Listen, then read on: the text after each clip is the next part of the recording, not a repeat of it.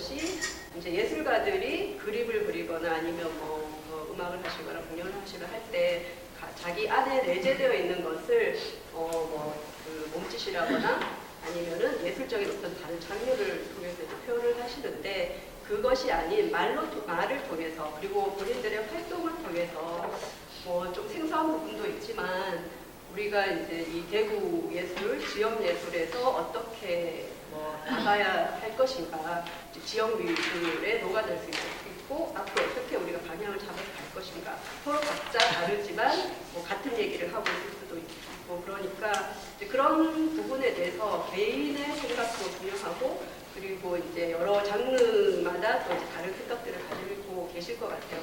그래서 이번에 참여하신 팀은 이제 그 원네스 자원예술교육연구회 원네스 팀이시고, 그리고 이제 로컬 퍼스트는 미디어아트를 주로 하는 그런 이제 그 예술가들이 모여서 그룹을 이루어서 활동을 하고 있고요. 그리고 이제 썬데이 페이퍼라고 해서, 이제 썬데이 페이퍼는 회화라든가 아니면 설치 중심, 우리가 흔히 알고 있는 페인팅, 그리고 이제 그 회화 영역을 하는 작가들이 모여서 활동을 하는 그룹입니다. 제가 어쨌든 이제 진행을 맡았다기보다 이제 여러 가지 여기 하시는 분들이 이야기하고 또 여기 또 토론하는 데 있어서 중간에 제가 기름 역할을 하는 그런 입장에서 제가 지금 이 포지션을 정하고 앉아 있는 겁니다. 지금 이 로컬 포스트나 원네스 그리고 썬데이페이퍼 세 소그룹은 사실은 대구에서 지금 왕성한 소그룹 활동을 하는데, 제가 개인적으로 저는 대구 문화예술계뿐만 아니라 우리나라 한국 동시대 예술이 앞으로 가야 될 방향이나 이런 부분에 있어서 이런 소그룹이 왜 중요한가라는 부분에 대해서 제가 생각을 해봤어요. 근데 우리가 오래전부터 내려왔던 기협이라든가 한국현대미술가협회, 그리고 또 현대 대구에 있는 예술미술가협회, 이런 큰 그룹들이 가지고 있는 것은 오래되다 보니 시스템화되는 거예요. 실제 그 활동들이 만들어낼 수 있는 어떤 변화된 살아 움직이는 그런 문화를 만들어 나가지 못한다는 거죠. 어떤 정착되고 뭔가를 따라가고, 그러다 보니까 우리 흔히 진부하다 이런 표현을 쓰잖아요.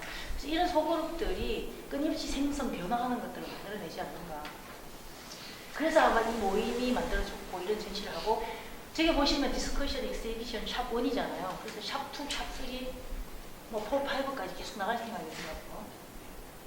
그래서 지금 여기 있는 분들은 너무나 소중한 분들이고, 우리 대구 현대미술을 리드하는 그분들의 이야기를 해봅니다. 여러분들 카바레는 아시죠?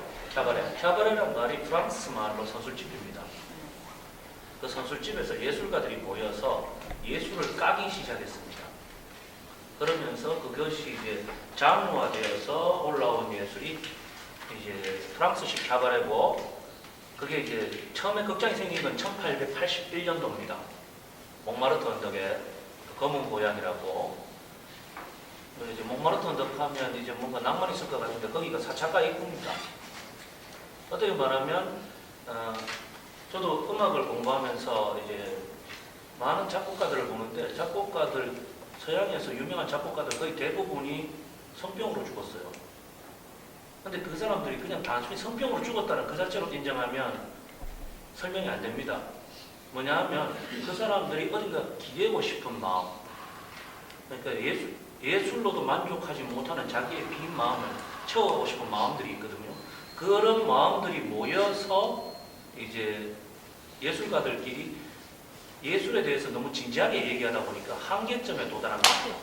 그것을 극복해보자 하면서 이제 일종의 그리스의 견유학파라고 있는데, 그냥 세상 있는 대로 살자 하는 학파가 있습니다.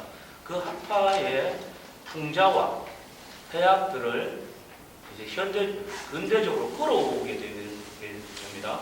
그리고 프랑스에서는 이제 처음에 사회 비평 쪽으로 가다가 예술 비평하고 그쪽으로 가다가 이제 쇼의 개념으로 갔고, 독일에는 완전히 사회 정치 전반에 대해서 이제 비평 장르로 가버렸고요.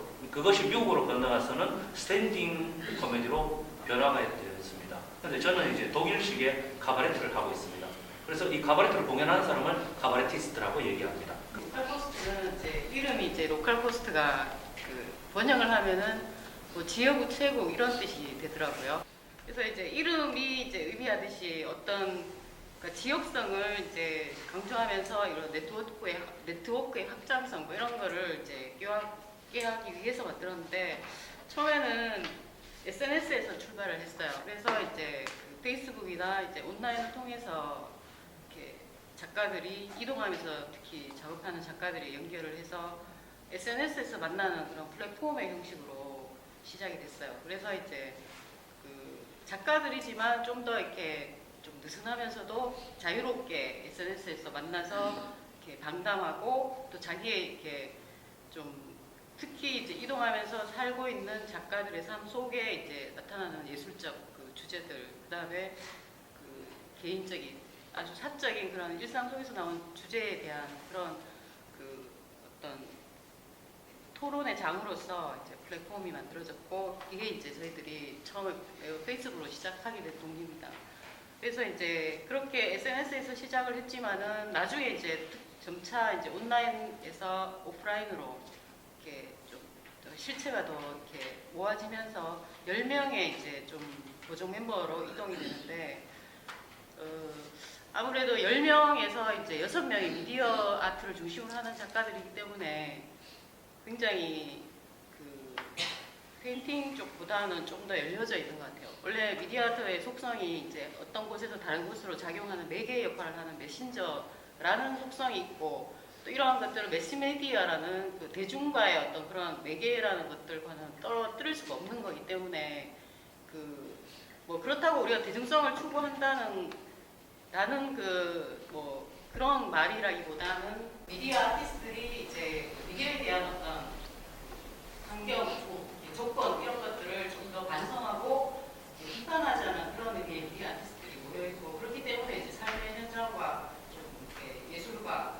그런 밀착된 그런 공간에 대한 공간과 비공간 아까 말씀하신 그 온라인, 오프라인을 넘나들면서 작업하는 미디어 아티스트들과 그다음에 게스트로 외국 작가들도 있고 지역성을 떠날 수가 없는 거겠죠. 그래서 지역성과 또한 이제 미술가라고 해서 일반적인 그 세계를 떠나지 않다고 생각합니다. 세계 내의 존재자라고 예술의 어떤 안에서 이제 각자의 구성원의 관계 속에서 역동적으로 것들을 지향하고 두 번째로는 그렇기 때문에 좀 기존의 어떤 그 경기화되어 있는 것들을 좀 넘어서는 그런 실천들이 많습니다. 그래서 뭐 예술 장르 간의 이제 통합이라든지 또한 이제 아까 처음에 SNS를 시작을 했기 때문에 이제 국가 간의 뭐 경계 이런 것들은 기본적으로 전제를 깔고요. 그 다음에 처음에 이제 다원예술이라는 개념이 나온 게 이 단어가 생성된 게 문화예술 행정에서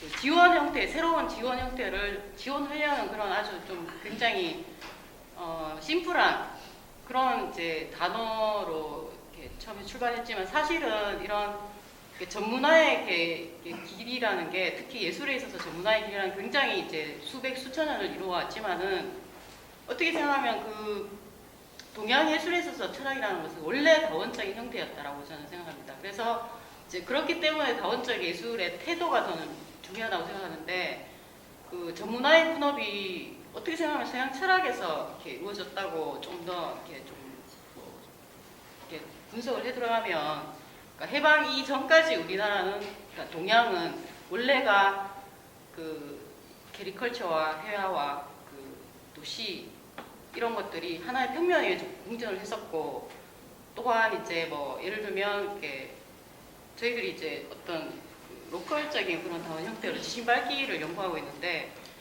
그런 것들을 찾다 보니까 뭐 굿이라든지 어떤 무당의 어떤 그런 우리가 지신밟기를 하고 굿이 이제 나오고 이런 것들이 보면은 원래 어떤 태초의 시원의 그 다원 예술의 형태가 그 속에 담겨 있다고 생각합니다. 그래서 예를 들면 이제 그 예술가로서의 주술인 그 무당이 이제 마을에 초대되고 그 마을 공동체에서 이제 사람들이 모여들고 또 그 퍼커션이 이제 연주를 하고 음식을 나누고 그 다음에 자연에서 서로 이렇게 공존하면서 어울리고 놀고 또 그 우연과 또 어떤 여러 가지 것들을 원래 동시적으로 수행을 했던 것이 다원예술의 어떤 시초의 시원의 형태였고요. 뭐 중간에 뭐 크로스 멀티미디어 뭐 여러 가지 형태, 그다음에 60년대 플럭서스라든지 이런 것들이 그 이전의 어떤 다원의 형태로 존재를 했기 때문에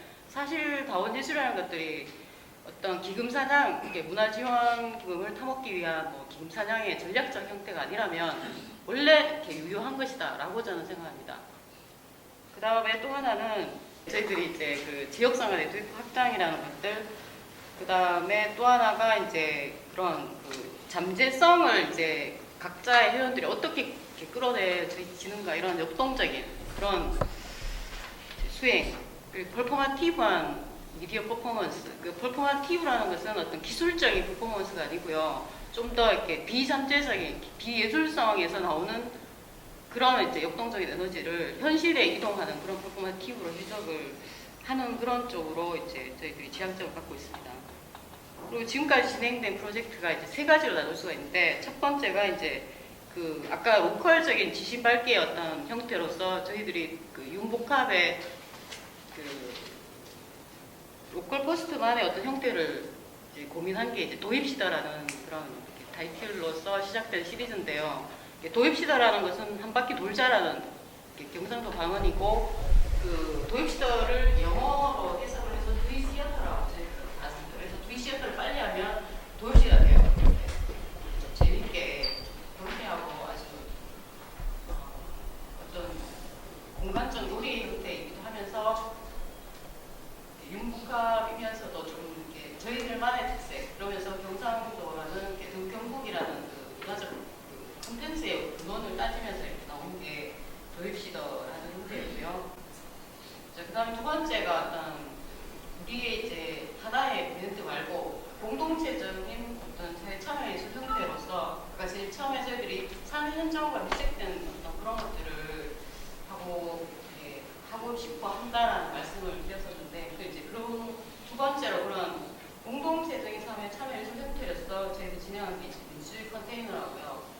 독일에서 디셀도르프라는 도시에서 시작했어요. 아까 말씀드린 모든 사람이 예술가다라는 말을 한 사람이 디셀도르프 출신 고향인 디셀도르프 고향인 요셉 보이스예요. 민주주의 컨테이너라는 프로젝트를 수행하고 있는 그 아트팩트 2010 그룹과 컨택이 있어서 이제 그쪽 작가들하고 한 3번의 프로젝트를 있었습니다. 저희들이 각 개인의 합이 아니고요. 사실 저희 그룹은 10명이지만 각자가 모임을 따로 꾸리고 있어요. 그래서 어떻게 생각하면 네트워크 그룹이에요. 이 자체가.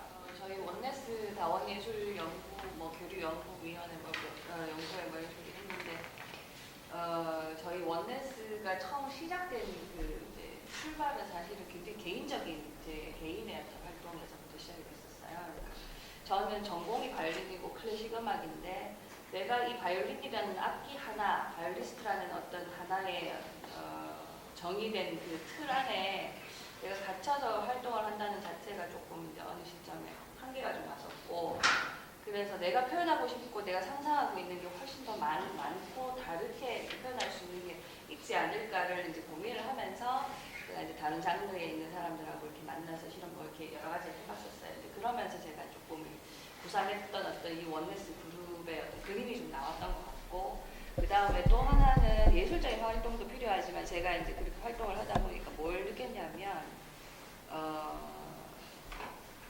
뭐랄까 이제 뭐 여러 시스템, 우리가 이제 예술가로 활동하면 여러 가지 뭐 행정 시스템 이런 데 이제 한계를 느끼는데, 그 안에서 그 과정에 그걸 겪어 나가는 데 있어서 혼자, 그러니까 각계전투처럼 이렇게 혼자 뛴다는 거는 너무나 그거는 좀 무리가 있고 힘이 좀 너무 딸린다는 생각이 들고, 그래서 그런 측면에서 저는 이제 이런 그룹이 굉장히 중요하다고 생각을 했고, 예술가들끼리 모인다는 거, 힘을 합친다는 거, 이게 굉장히 중요하다는 생각을 좀 했어요. 이제 그래서 제가 구상을 하면서 원래서 좀 시작을 했고, 그러면서 이제 저희는 사실은 조금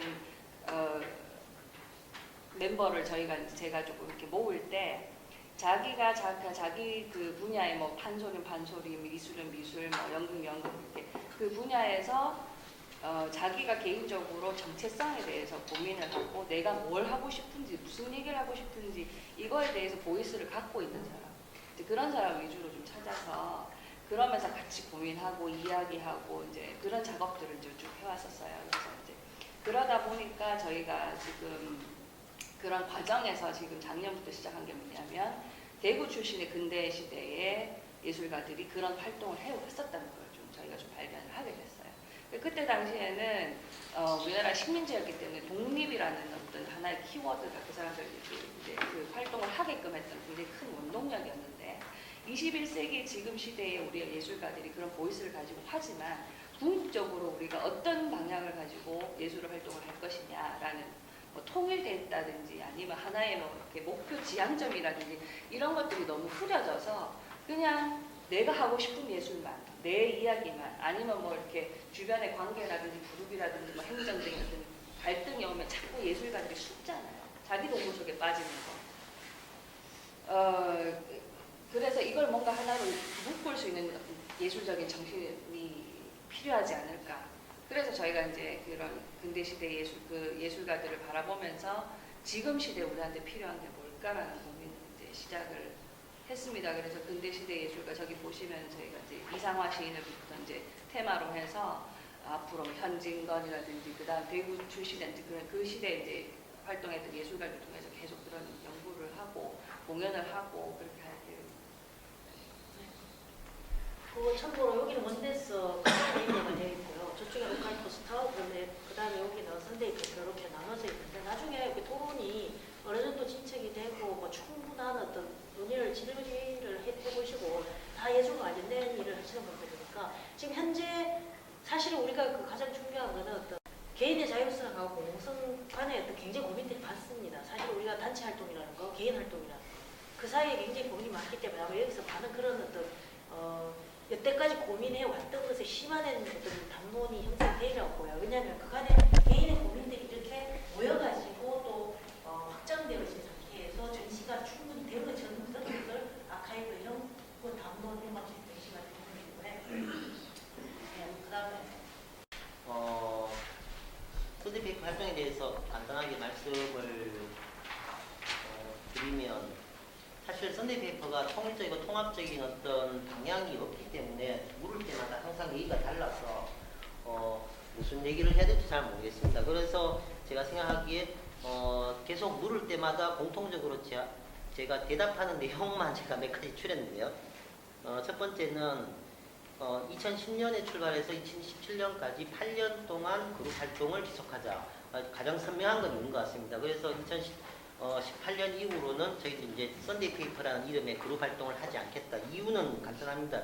이 첫 번째는 이게 어느 정도의 힘이 쌓이게 되면 권력화될 수도 있기 때문에 그룹이 그 전에 우리가 알아서 그만두겠다는 것이고, 두 번째는 시간을 정해놔야지 계속 뭐 20년 동안 우리가 뭘 해가지고 뭘 한번 해보자라고 하면 계속 쭉쭉 늘어지기 때문에 그래도 8년이라는 시간을 주고 최선을 다해서 한번 할 수 있는 데까지 우리가 뭔가를 해보자. 예, 그게 가장 우리가 시간을 정한 이유고요.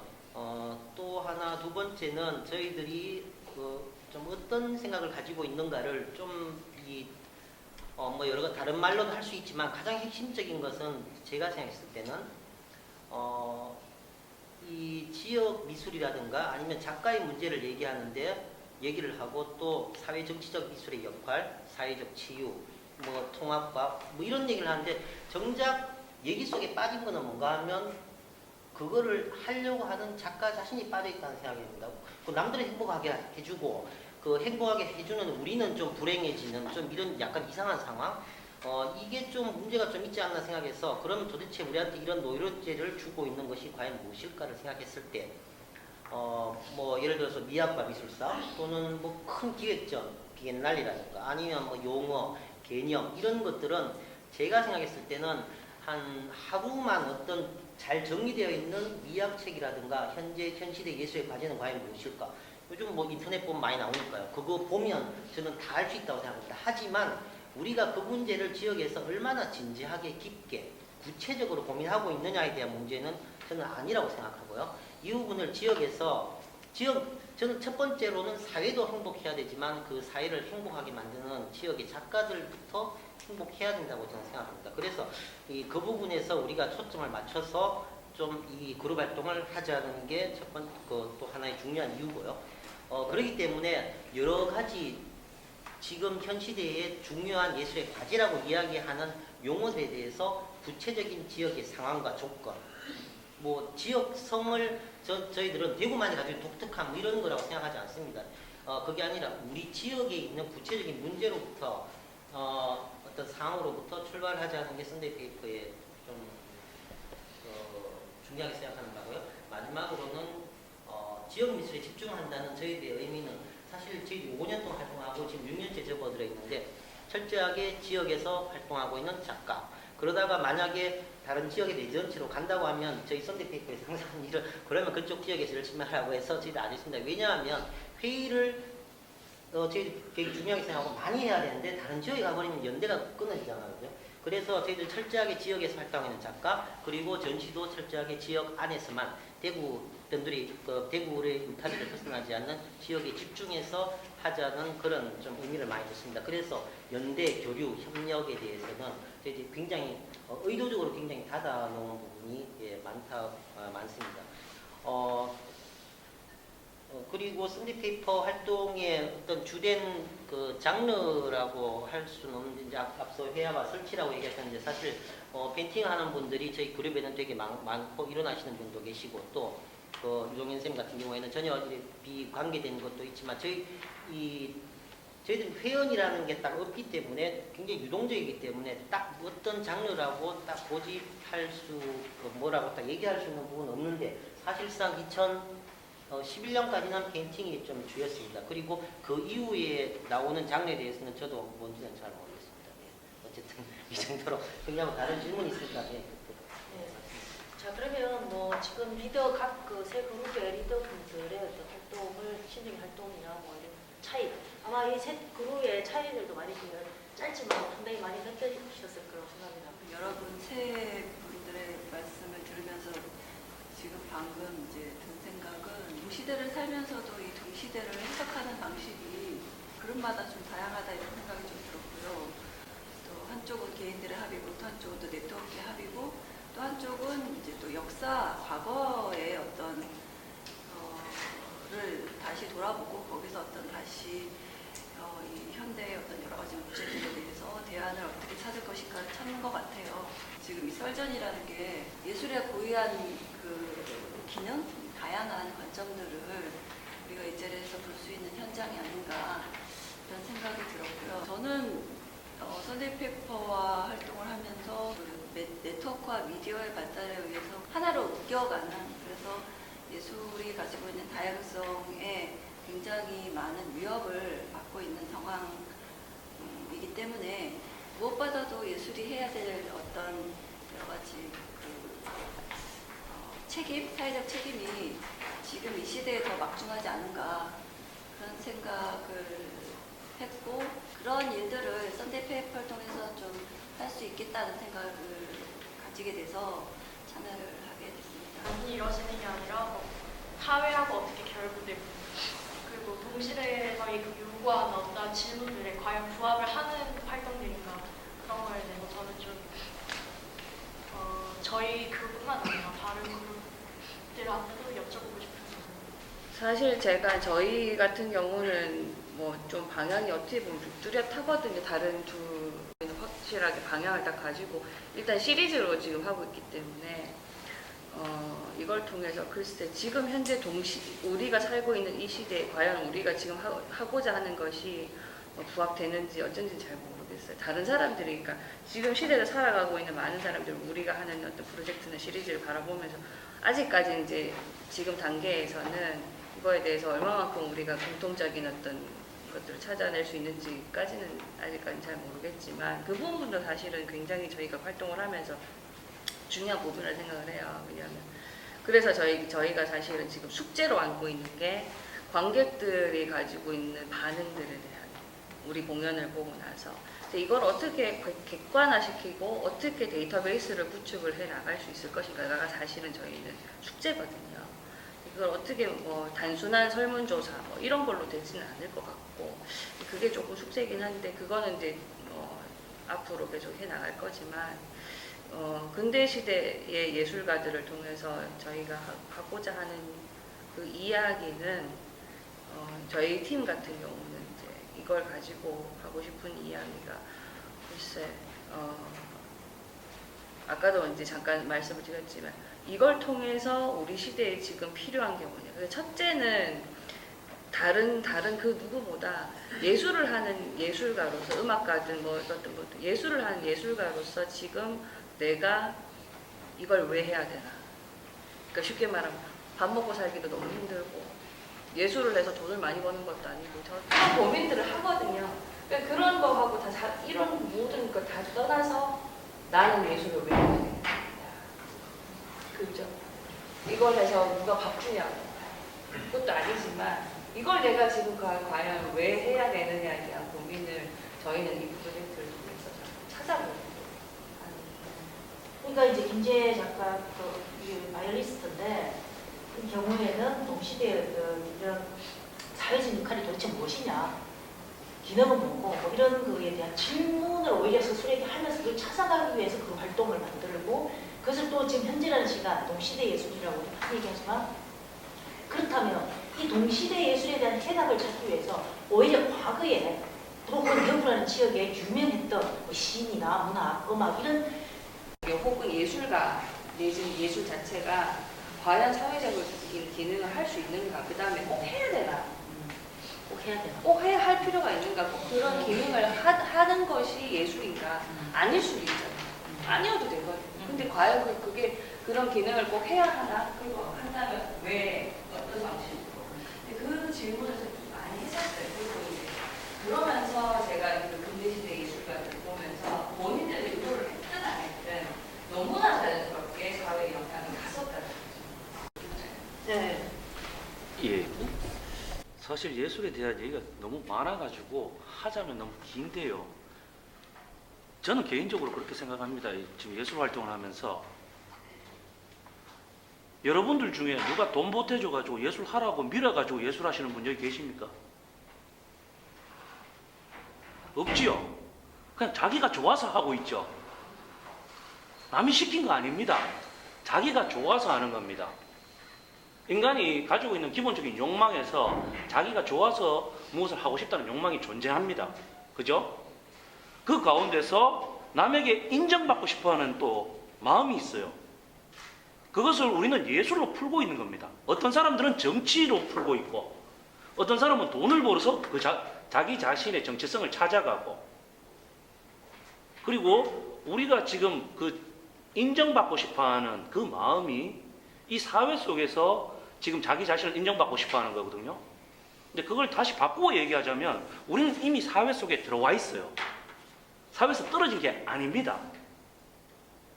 제가 하는 예술과 남이 하는 예술이 다를 수밖에 없고 그리고 남의 예술을 인정할 줄도 알아야 되고 무조건 자기 예술이 옳다고 주장해버리면 그건 이제 골방에 들어가서 혼자는 낫겠죠, 사실은.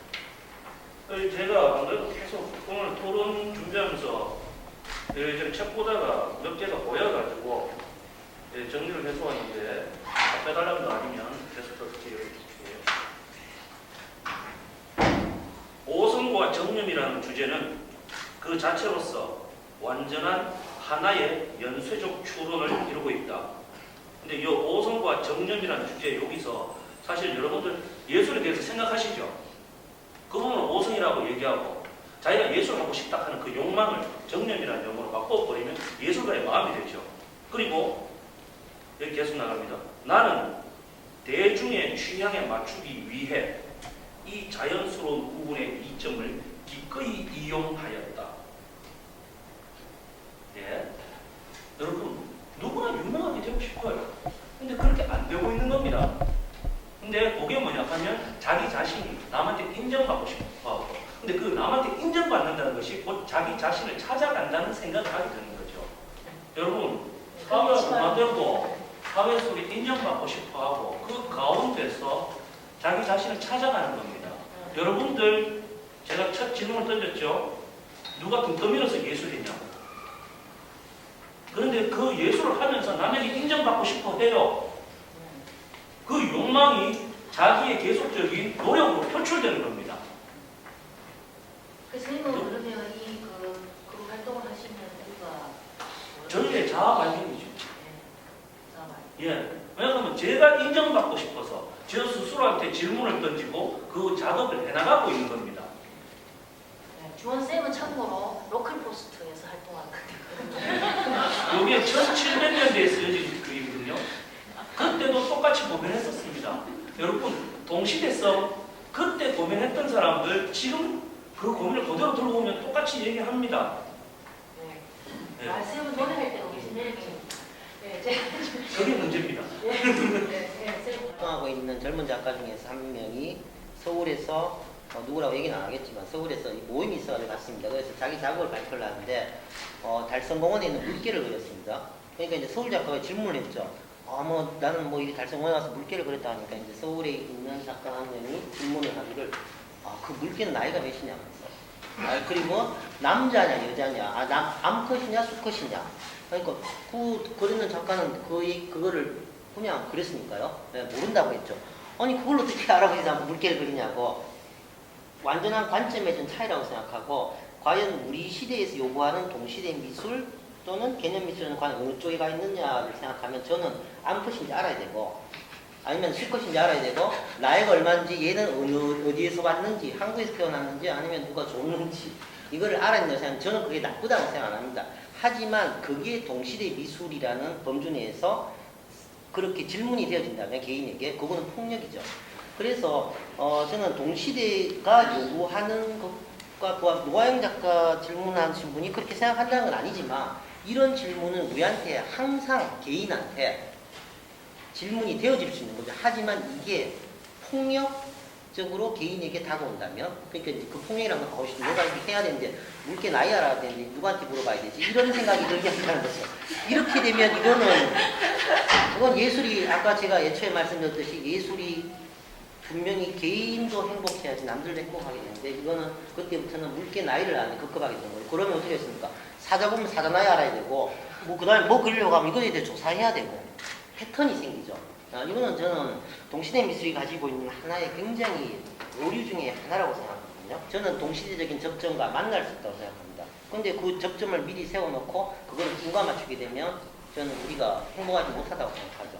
그런 면에서 선대표가 부합하냐 안 하냐에 대해서는 저희들은 약간 접근한 방법에 대해서는 뭐 우리가 한다 안 한다를 얘기하기 전에 그런 문제가 있지 않느냐 지금 우리 예술계내에 그렇게 생각합니다.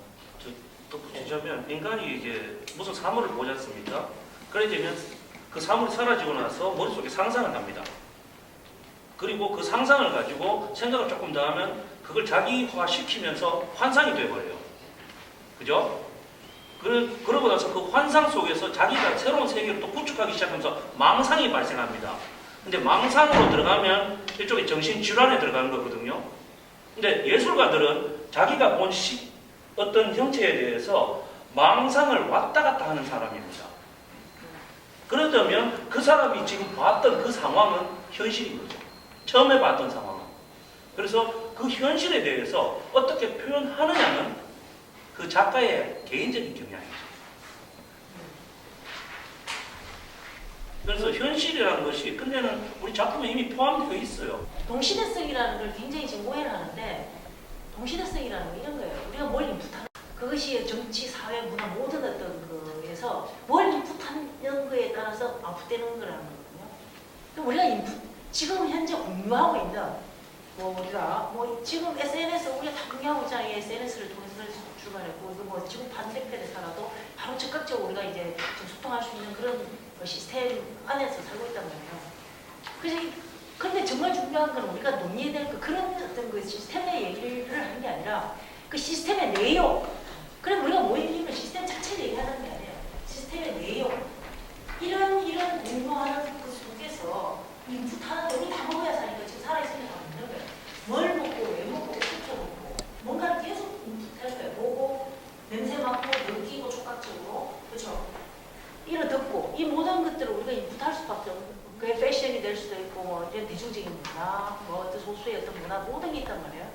그런 부분에 대한 동시대성을 이런 그룹 활동이 어떤 그 사회적 역할과 기능을 가지고 하는 것인지 이런 부분에 대한 아주 심각한 질문이었어요, 사실은. 네. 쌤 어떻게 김민현 쌤 어떻게 생각해요? 노아영 작가 같은 경우에는 활동에 대한 어떤 기대치가 아마 이제 로컬버스트 중간에 들어왔기도 하고 우리 활동한 지가 사실 2012년부터 진행됐었고 또 그 와중에 이제 작년에 이렇게 좀 산발적인 활동을 했었기 때문에 그런 거에 대한 부분 제기가 좋은 것 같습니다. 그래서 뭐 저희는 또 스스로 오퍼 스스로도 계속 이제 재질문하고 있는데 동시대성이라는 것이 과연 어떤 것인지 이제 이런 것들도 이제 오퍼에서 더 논의가 되어야 된다고 생각해요. 그리고 다른 일단 이 얘기 갖고 지금 많이 얘기가 논의해 주세요. 다른 패널들과 할 얘기 없으면은 네. 오영지의 우리 그 한소리 예, 전 원네스 예, 아까 말씀하셨는데 원네스의 정체성은 온고의 지신인 것 같아요. 지금 가지고 있는 테마는 옛것을 배워서 옛것을 익혀서 새것을 안다는 뜻인데 그게 지금의 목적이고 아까 말씀하셨는데 동시대를 지금 생각하지 않으면은 모일 수 없는 작가들인 것 같아요. 지금 이 세팅 다. 지금의 삶을 이미 생각하고 있고 우리의 행위들이 모든 행위들이 예술하는 행위라고 얘기를 할게요.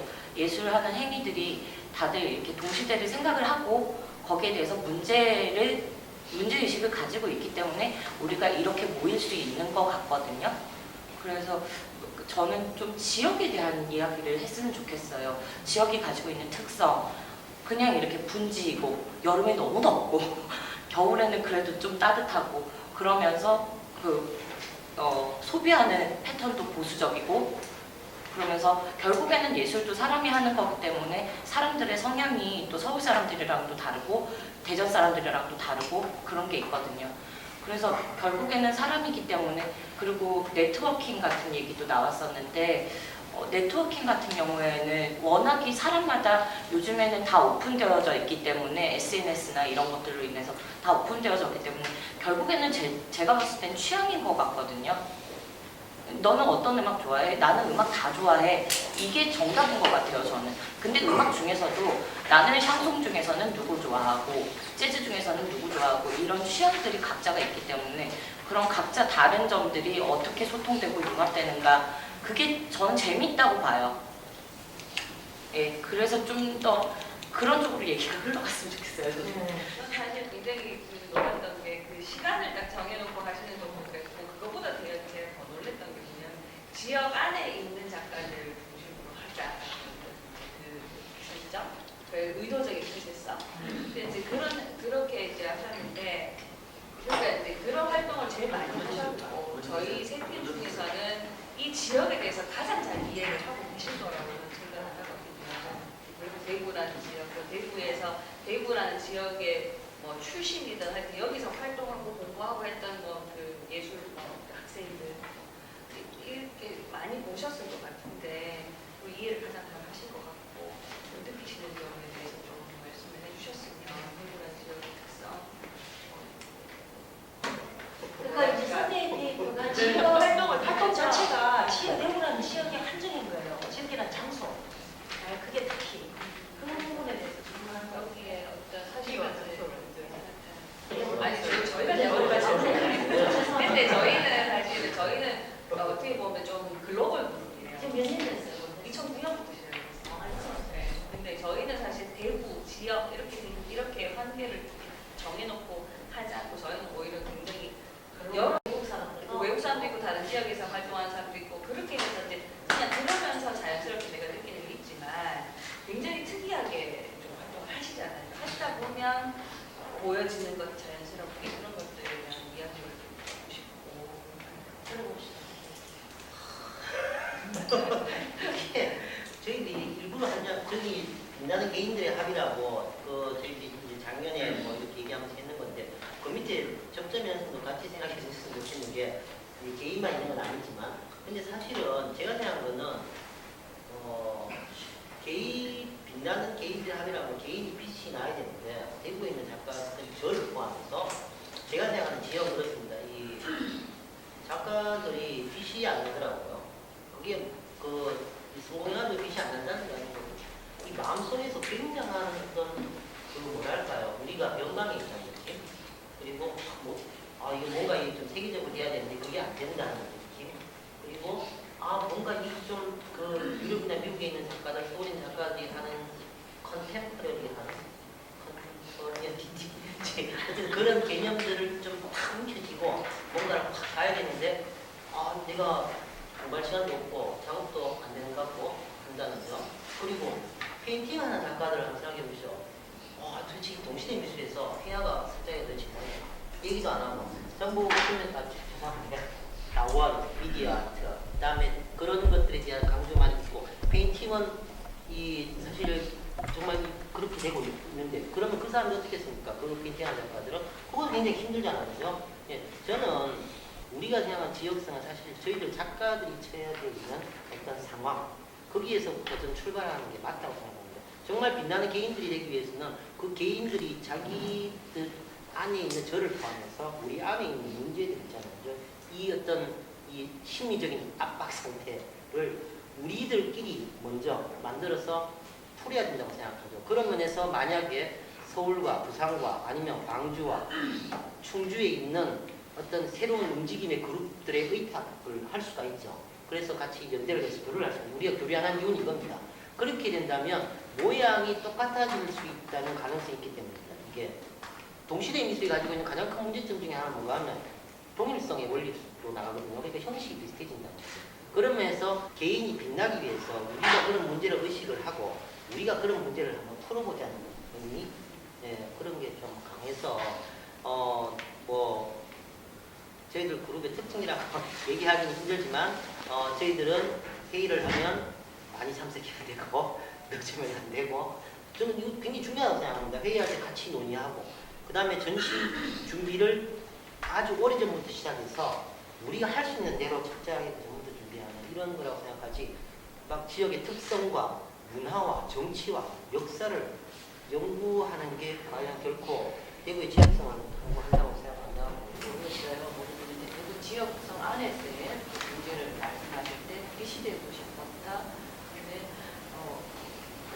줄여서 제가 포함되어 있는 구성원이 왜 빛이 아닐까라고 생각을 했어요. 오히려 왜 제가 이런 말씀을 드리냐면은 저도 작가의 한 사람이라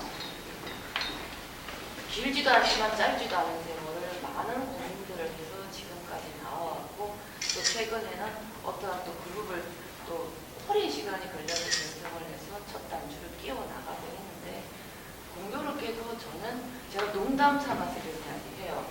저는 변방의 작가입니다. 그냥 농담, 진짜 농담이에요. 그거는 그 변방이라는 의미는 조금 다른 의미를 갖고 있는데 저는 제가 빛이라고 생각을 해보지 않은 적이 없었던 것 같아요. 이상하게도 그게 잘나서 못나서 이런 개념이 아니고 그 빛이 아니라 굉장히 아픈 이야기거든요. 제가 말을 잘못해가지고 전달이 잘못된 거는 제가 페인팅 하는 사람들이 그렇다는 얘기를 하는 게 아니고요. 이렇게 생각할 수 있죠. 나는 빛나는 작가야. 네, 빛나는 작가. 나는 괜찮아. 여기 있어도 나는 그런 얘기도 있잖아요. 행동은 최대한 철저하게 지역적으로 하고 사고는 세계적으로 하라, 전 우주적으로 하라라는 얘기도 그렇게 할 수는 있죠. 하지만 정말 우리가 지금 젊은 작가들이 활동하고 있는 지역 미술계가 우리를 행복하게 해주고 있는가, 우리를 자기 혼자 빛난다고 되는 게 아니죠. 얼마 전에 예전에 썬데이팩 활동 이런 일이 있었습니다. 우리가 어디서 전시를 했는데 누가 기사를 전했습니다. 전혀 우리의 의도와 관계없이 우리의 그룹의 방향을 정했습니다. 그 사람이 정했습니다. 우리가 인터뷰 한마디 없었습니다. 만약에 우리 팜플렛을 봤으면 절대로 그렇게 안 했을 겁니다. 이거는 뭔가 하면 작가들이 너무 불쌍한 겁니다. 이거는. 네? 평론하거나 죄송합니다. 펜을 가지고 있는 분들의 비율로 따지면 한 1대50 될 겁니다. 대구의 작가와 평론가의 비율은. 하지만 그 50대는 사람들은 펜에 대해서 어떤 얘기도 못합니다. 그렇잖아요. 이 글에 대해서 우리가 비평하지 못한 그림으로 하지는 못하죠. 그죠? 그런데 우리가 그리고 있는 50명의 그림에 대해서는 그분들은 그렇게 하고 있는데 저는 이런 펜과 이 어떤 작업과의 관계도 그렇고 또 대구에서 어떤 이 담론에 대한 문화가 썰전 이렇게 열어서 하는 것 저는 정말 중요하다고 생각하는데 이런 부분에 대해서는 전혀 없습니다. 그 제가 잘못 알고 있는지 모르겠지만 대구의 유일한 그 비평지도 아니죠. 문화대에서 만든 대문이라는 잡지가 있거든요. 그거 외에는 제가 본 게 별로 없어요. 그 다음에 대구문화도 있고 그거 다 소식자니까 그런 거죠. 그냥 이런 거 있고 그러면서 대구에 있는 작가들한테는 동시대 미술과 담론에 대해서 고민해보라고 그러고 우리는 작업하기도 하고 알바도 해야 되는데 그런 이론적인 문제까지 우리가 다 해야 되고 사실 우리가 귀신하기가 너무 힘듭니다. 사실 그 개인들이 이런 면이 있다는 거를 제가 말씀드린 거죠. 그리고 또 하나 큰 기획전을 하게 되면 서울에 있는 기획자 같다고 합니다. 그죠? 네? 와가지고 이런 거 다 하고 그 사람들은 멀리서 왔기 때문에 당연히 잘해줘야죠. 그런데 대구에 참여한 작가들은 당연히 잘 안 해주죠. 왜냐하면 잘 알고 있으니까요. 그 끝나고 나면 그 사람들은 또 뭐 그냥 해야 되고 이런 문제에 대해서 당하는 작가들의 박탈감이 과연 있느냐 없느냐를 설문조사하면 아마 제 생각에는 거의 다 100% 아마 저는 감성지수든지 뭐 실제로 IQ든지 간에 150대는 사람이 있는가 하면 뭐 100대는 사람도 있고 80대는 사람도 있고 그게 다역성이라고 저는 생각해요. 난 모두가 또 유명해야 되고 모두가 잘해야 된다고 생각하지 않습니까? 대한민국에 중학교에 전교 1등 하는 사람이 있을 수 있습니까? 불가능한 거예요. 다 우리나라의 교육제도가 잘못됐다고 생각해요. 중고등학교 때 공부 잘하지 않으면 다른 못하면 할 게 없이 만들어 놓은 지금 이 나라 교육이 문제지. 저는 개인의 빛나는 합에 대해서 굉장히 개인의 빛은 있잖아요. 방금 얘기했던 것이 어디에 살든지 살아있고 존재하는 한 고귀한 생명입니다. 그게 그냥 빛나는 개인이에요. 다 그냥 유명하고 잘 살고 뭘 가지고 어떤 자리에 앉아 이런 문제가 아니거든요. 생명의 소중한 어떤 생명의 어떤에 대한 인식을 우리가 오늘날 이 자본이라는 게 돈이라는 게 인간이 아니라 물질 숭배에 완전히 빠지다시피 한 지금 이 시대에 예술의 역할이라는 게 과연 뭔가? 지금 어떻게 보면 이제 예술 작품이 명품하고 싸우고 멋집니다. 가방은 있잖아요. 1000만 원짜리, 3000만 원 사는데 그림은 300만 원짜리도 안 사요. 물론 그림의 명품이라고 하는 소위 그 세계적으로 이미 자본가들이 만들어 놓은 300억이라도 사고 600억이라도 사는 작품은 있죠. 근데 우리가 자본의 논리만 가지고 어떤 권력의 그 국가적 권력이나 이 권력과 자본의 논리만 가지고 여기서 대화하자는 얘기면 이런 모임을 가질 필요가 없죠. 그래서 다시 돌아가면 이 소그룹들은 그런 부분 당연히 알죠. 그러나 작지만 우리가 속삭임조차도 그 거대한 자본과 거대한 권력을 우리의 속삭임들이 여기서 하나하나 있으면서 한 명이 서로가 연대해서 뭐 이렇게 용어가 그런데 우리가 같이 서로가 이런 정서와 문화들이 자꾸 이렇게 확장되고 커지면 작은 우리가 그 창작 작은 어떤 그림 하나에서도 우리가 만족할 수 있고 우리가 행복을 나눌 수 있는 이런 예술계를 만들어갈 수 있지 않는가. 나는 그렇게 생각해요. 그래서 나는 지역에서 활동하고 있는 큐레이터지만 뉴욕이나 파리나 런던에 있는 큐레이터 못지않게 스스로가 당당하게 생각합니다. 저는 그게 대해서 속된 말로 꿀릴 게 하나도 없고 스스로가 여기서 당당하게 그렇게 살고 있어요. 제가 아트스페이스 펄에 이제 5년 됐고 이제 6년이 5년 반이 됐어요. 이 변방에서 대구에서도 전부 왜 수성구를 안 하고 여기 했느냐고 난리가 아닙니다 지금. 수성 너무 멀어서 못 오겠대요. 그런데 아트 바젤은 가고 홍콩 아트 바젤은 가고요. 또 저기 비엔날레는 가요. 근데 여기 멀어서 못 오겠다는 사람 많습니다. 저보고 수성으로 좀 옮겨달래요. 그럼 작품을 좀 사시면 좋을 그 컬렉터 분들, 이제 잠재적 컬렉터 분들 강의를 여기서 가끔씩 합니다. 그럼 그분들을 이렇게 수업을 제가 하면은 그분들이 왜 선생님 이런 꼴짝이 우리 오기 힘들게 차 세울 때도 없고 이제 이러세요. 이렇게 몇 바퀴 돌다가 세우고 오시면 몇 바퀴 도는 동안 이 지역을 알게 되잖아요. 시장도 알게 되고. 저 어디 세워놓고 내려오다가 떡 사가지고 오는 분 있어요. 여기서 하니까 이렇게 떡도 사오시지 않느냐고 내가 이제 이렇게 얘기를 해요. 그래서 이 시장 옆이니까 그래서 갈 때는 또 장 봐가지고 가신다 그러더라고요. 이 시장에 이렇게 지나서. 그래서 제가 생각하기에 이런 그룹 자체가 저는 굉장히 작은 그룹들 있죠. 작가도 마찬가지예요. 2명, 3명 때는 각자 있잖아요. 스스로가 존재감. 나는 가장 중요한 게 스스로 존재감, 스스로에 대한 존엄성을 가지는 것의 출발이라고 생각해요. 빛이라는 것은 스스로가 자기의 어떤 작가로서 또는 큐레이터로서 무엇을 하든지 스스로가 자기 자신의 아무리 변방에서 고독 속에 있더라도 스스로가 자기에 대한 존재의 가치, 그런 존재감을 깨닫는 거. 난 그게 가장 중요한 거라고 생각하거든요. 누가 알아주든지 알아주지 않든지 스스로가 그걸 가지고 그러면서 그것을 가진 사람들끼리 모인다면 그 존재감에 대한 가치는 훨씬 더 커질 거라고 생각합니다. 예. 그래서 저는 아마 이 자리가 바로 그런 자리가 아닌가 좀 그렇게 생각하거든요.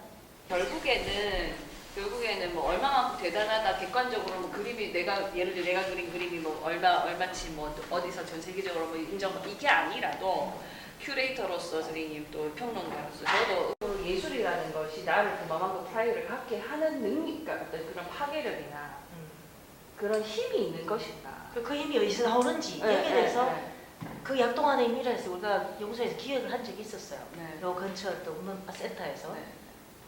그런 거 작가들한테 인터뷰를 다 했었습니다. 예. 결론은 그런 거예요. 정말 자기가 사랑하면은 여러분들 사랑해봤죠? 사랑하면 그 힘이 어디서 나올지 몰라요. 깜깜한 밤에 친구가 오라고 하면 안 나오면 사랑이 있어요. 하잖아요. 갑자기 싣고 싶어. 바로 그 힘이에요. 좋아하는 것과 사랑하는 것의 차이거든요. 예를 들면 고양이가 출혈 있잖아요. 사랑합니까? 좋아하죠. 여러분들 잘 생각해보세요. 사랑하는 사람들은 자기 일에 대해서 정말 사랑하는 것이 사랑하는 것인지 좋아하는 것인지. 자기 여기는 아마 그런 프라이드는 어디서 나오는데 자기 창작 세계에 대한 사랑하기 때문에 하는 거라고 저는 생각하거든요. 그래서 제가 말씀드린 게 그래서 가까이 다 계신데 이미 계신데 아까 이제 그런 중요하게 다루시는 게 아까 처음에 굉장히 좀 강하게 들었어요. 아니 빛나는 개인 신준민 씨가 한마디 하면 어떨까요? 저는 개인적으로 저 빛나는 개인이 이런 젊어졌다. 이렇게 신준민 씨 한번 해요. 일단 퍼데이 페이퍼에서 활동하는 신준입니다. 네. 일단은 솔직히 이제 어찌 보면 시작하는 입장이고 지금 그림을 회화를 하는 그룹의 회원이자 제 개인으로서 일단 이런 그룹 활동을 제가 뭐 어떠한 동시대적인 거 뭐 어떤 오늘 방금까지 많은 이야기가 나왔지만 작업을 하는 입장에서 첫 시작 단계잖아요. 어찌 보면 그래서 하다 보면은 방향을 어찌 보면 지금 설정해야 되는 단계일 수도 있고 어떤 내가 예술로서 지향하는 방향이나 목표 어디로 할 것인가 나는 어떤 그림을 그리고 그런 고민을 스스로 아직 만들어지기 전 다 어찌 보면 만들어가는 과정인데 이곳에서 제가 이 썬데이 페이퍼 활동하면서 제일 와닿았던 거는 정말 이 시대에 어울리지 않지만 이 고립이라는 단어였거든요.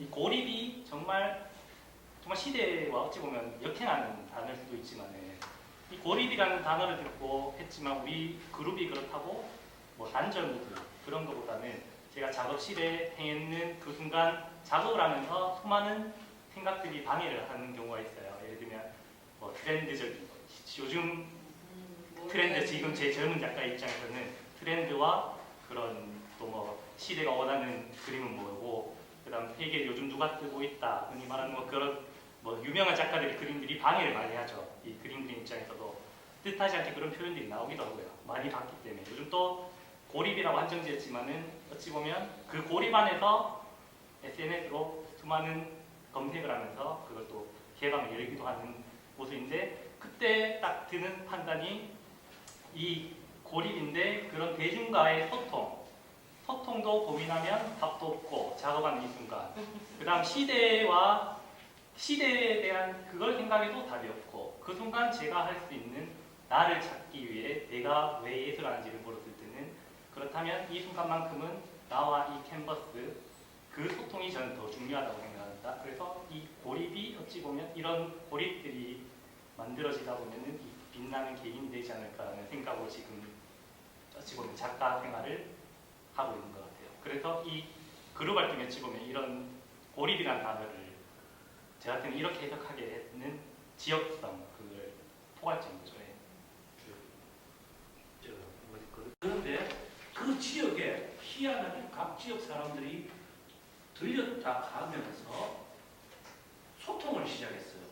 그러면서 나온 게 블록소스인데 뭐 한국에도 블록소스에 대한 책들이 좀 있기를 자세히 읽어보지 못한 건데 제가 그 책들을 대놓고 얘기하지는 못하지만 블록소스에서 10년 동안 술 마신 경험을 얘기해 드릴게요.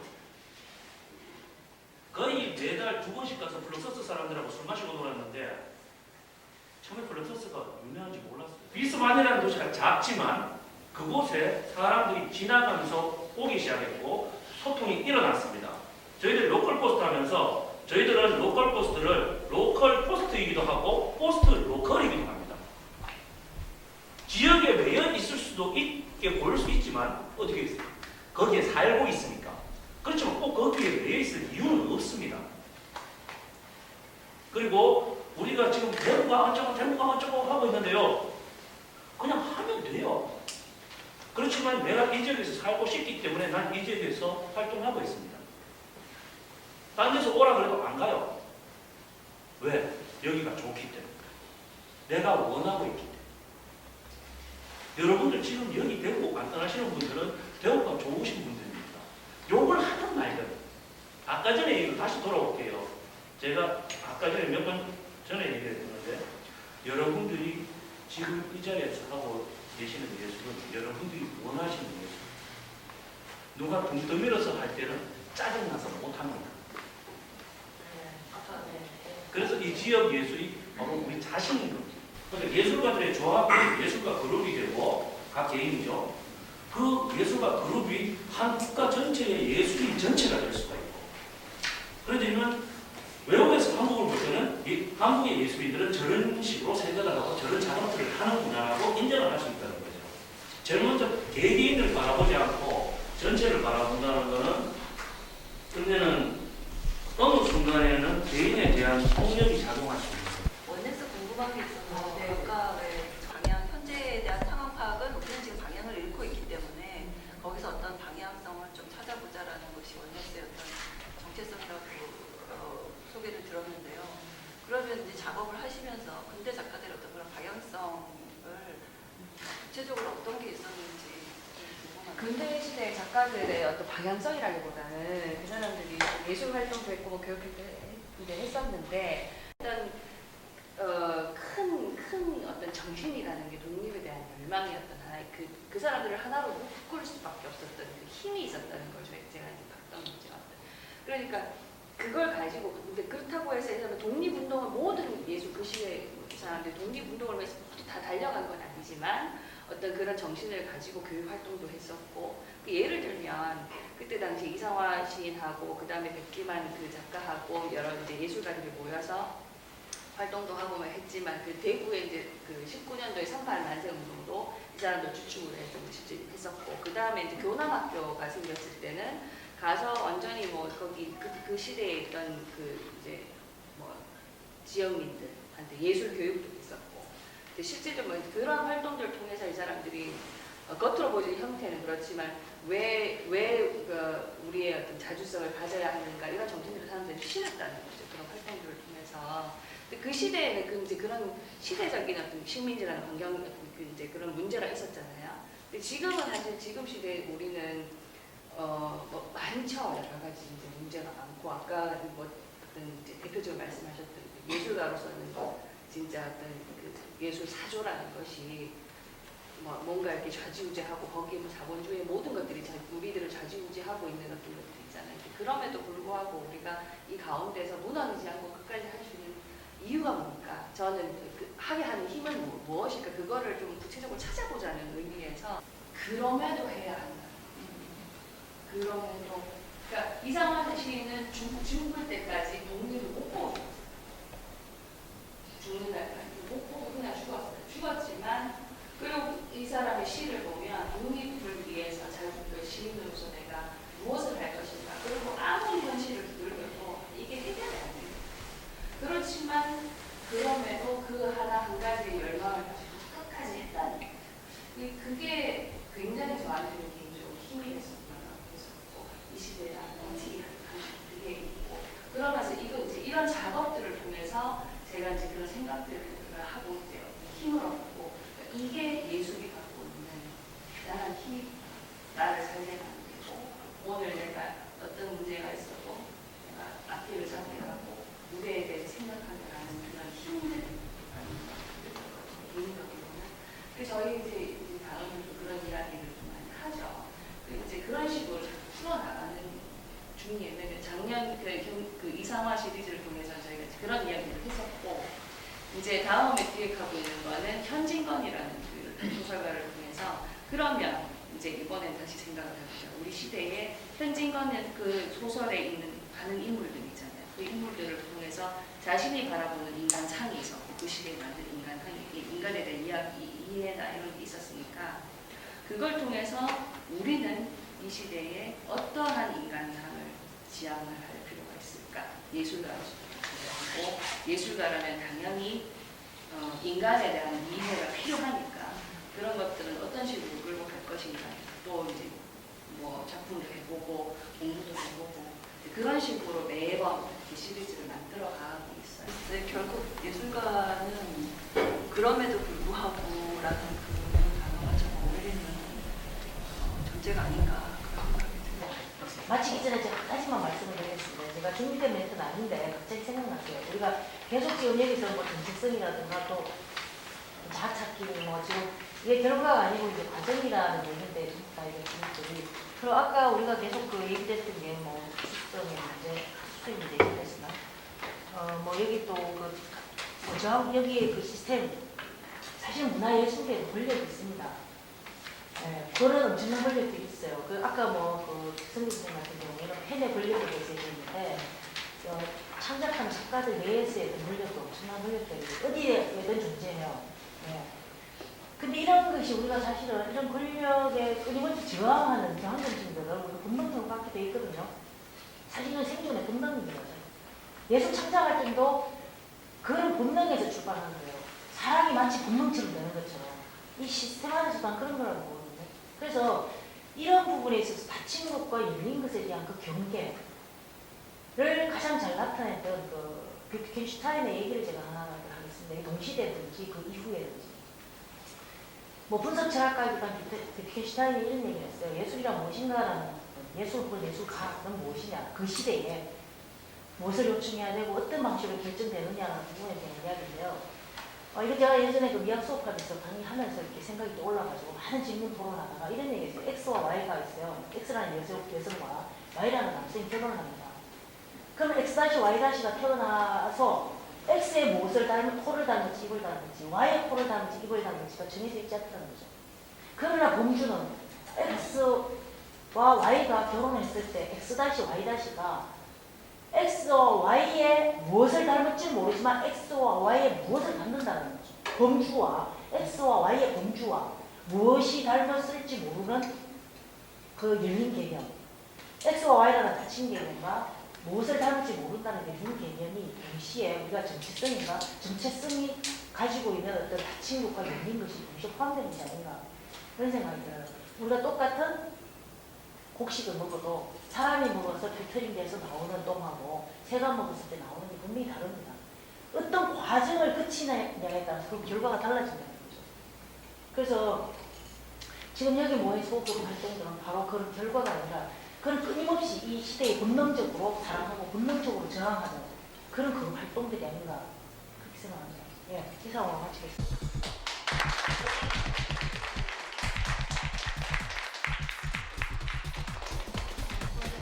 수고하셨다.